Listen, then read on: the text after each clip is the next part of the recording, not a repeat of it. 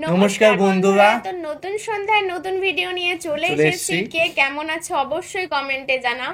আর আজকের ভিডিওটা কি সেটা কিন্তু ও বলে দিচ্ছে। কালকে একটা কথা বলে থাকি, ভিডিও এডিটিং করতে করতে আর ডিসপ্লের দিক তাকাতে তাকাতে না আমি মেন ক্যামেরা খুঁজে পাচ্ছি না। সত্যি কথা, ঘোলা মানে চশমা প্রয়োজন, এখন চশমা প্রয়োজন। আমি ভয় পাচ্ছি মাঝে মাঝে তো চশমার অবস্থা না হয় আমার। তো অবশ্যই খুব একটা মানে একটা কন্ট্রোভার্সি ভিডিও বলতে পারো, ভুল ভ্রান্তি বা রোস্টিংও বলতে পারো।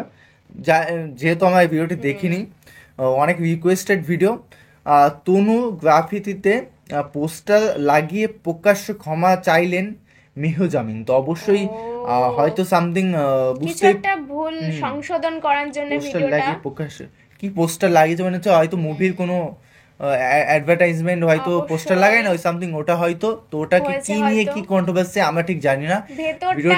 ভিডিওর ভেতরটা না দেখলে বোঝা যাবে না। অবশ্যই সবাইকে রিকোয়েস্ট, প্লিজ সাবস্ক্রাইব করে পাশে থাকা বেল আইকনটি অল করে দিও নিত্য নতুন ভিডিও আপডেট পাওয়ার জন্য সবার প্রথমে। তো চলো গাইস, আজকে ভিডিওটি শুরু করা যাক।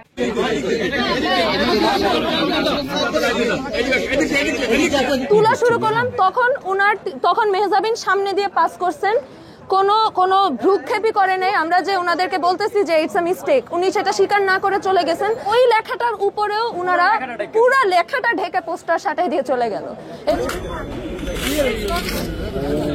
ঠিক এই গ্রাফিতিটির উপরেই মেহজাবিন তিনি নিজে এসে তার যে নতুন সিনেমার পোস্টার তিনি এখানে লাগান, এবং পোস্টার লাগানোর পরে পরবর্তীতে তিনি কিন্তু এখান থেকে চলে যান। এবং আমরা দেখতে পাচ্ছি যে এই যে ওয়ালটি, এই ওয়ালের উপরেও এই যে তাদের যে পোস্টার, সেই পোস্টারটি লাগানো হয়। পরবর্তীতে তোপের মুখে তিনি নিজে এসে তার পোস্টারটি ছিঁড়েন এবং দুঃখ প্রকাশ করেন। উচিত বুঝি নাই যে আপনি কি নিয়ে এটা হচ্ছিল, কারণ আমাকে টিম ওই সময় কাছে আপনার সিকিউরিটি ছিল, আমাকে পুরো তাড়াতাড়ি চলো আপনি।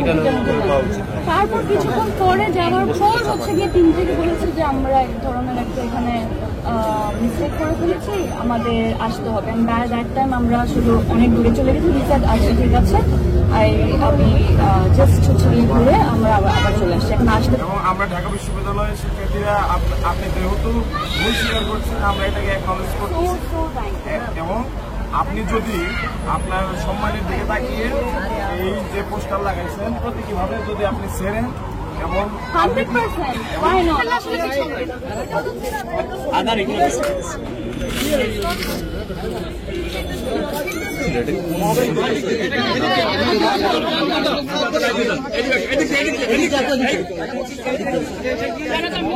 এখানে কি লেখা আছে, who do you call when the army reps?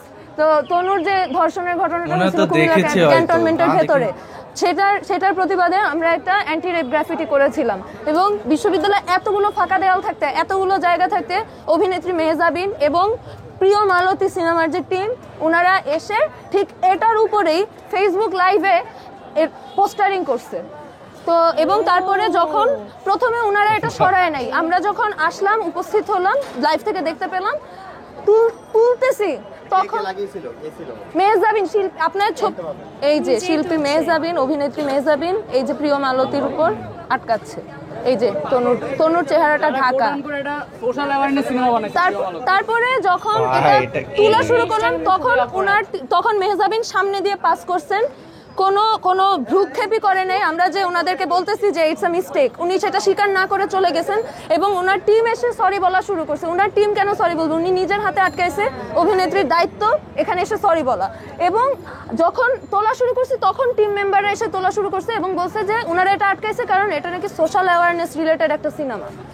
কেমন সোশ্যাল অ্যাওয়ারনেসের সিনেমার পোস্টার অ্যান্টি রেপ গ্রাফিটির উপরে আটকায়? তো এমন সেন্সিটিভ একটা টাইম দেশে, যেখানে প্রত্যেকদিন রেপ হইতেছে, খুন হইতেছে, সেখানে একটা অ্যান্টি রেপ গ্রাফিটি মুছে দেওয়ার মানেটা কি? এটা তো আমার কোনো উদ্দেশ্য প্রণোদিত না মনে হচ্ছে না।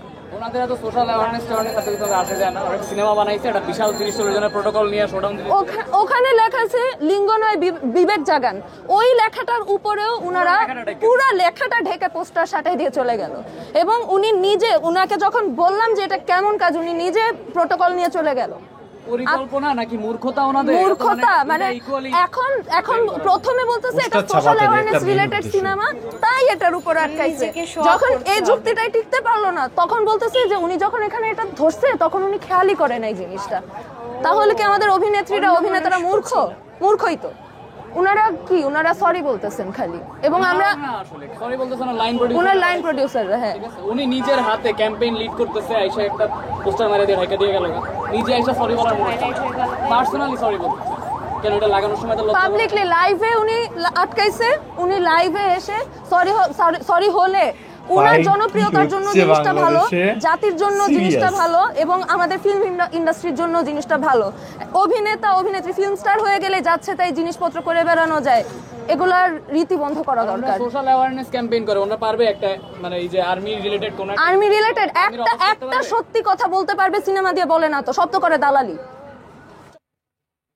ভাই কি ধুয়ে দিল, কি অবস্থা, কি দেখছি সব, মানে সত্যি দেশের অবস্থা খুবই কঠিন, মানে কঠিন সময়ে এরকম কিছু দেখবো সেটা এক্সপেক্ট করিনি।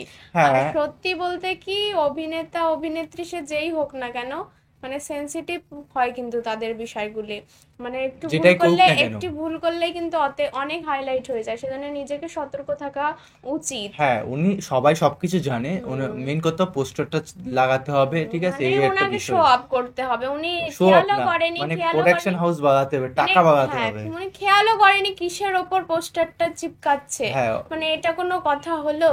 হ্যাঁ সেটাই, মানে কি বলবো, মনে হয় মানে কিছু বলার নেই। অবশ্য সরিও বলেছে, কিন্তু সেটা কি মানে মন থেকে সরি বলেছে কিংবা কিছু সরি বলেছে, কন্ট্রোভার্সি সেও তো চায় না, সেও হ্যাঁ বলেছে হ্যাঁ আমি খুলে দিচ্ছি, কিন্তু অবশ্য অনেকে আছে কিন্তু এরকম কন্ট্রোভার্সি ইচ্ছা করে নিজেকে হাইলাইট করার জন্য, এরকম হতে পারে, যেমন আমাদের শ্রাদ্ধ বাড়ির ব্লগ।